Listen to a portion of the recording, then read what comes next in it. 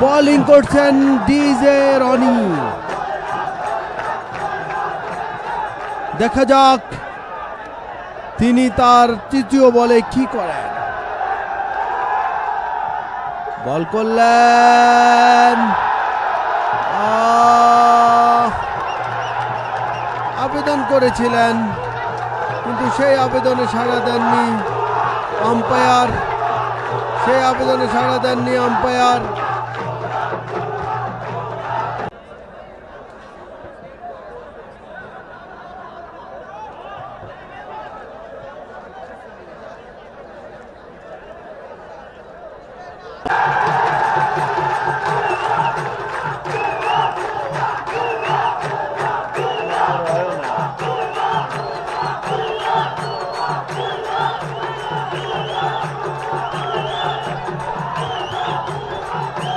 DJ Roni বল করলেন,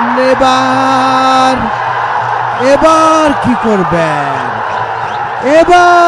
করবেন, out হয়ে গেলেন মকবুল রুবেল ভাই। সে কথা যখন বলছিলেন তখনই মিজান আউট হয়ে গেলেন। সজল ক্যাচ ধরলেন, বাউন্ডারিয়া।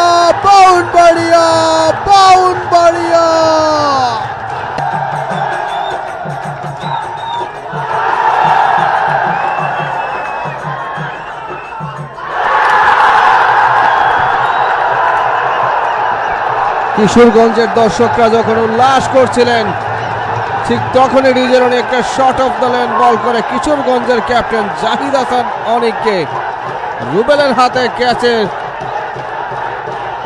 তালুবন্দি।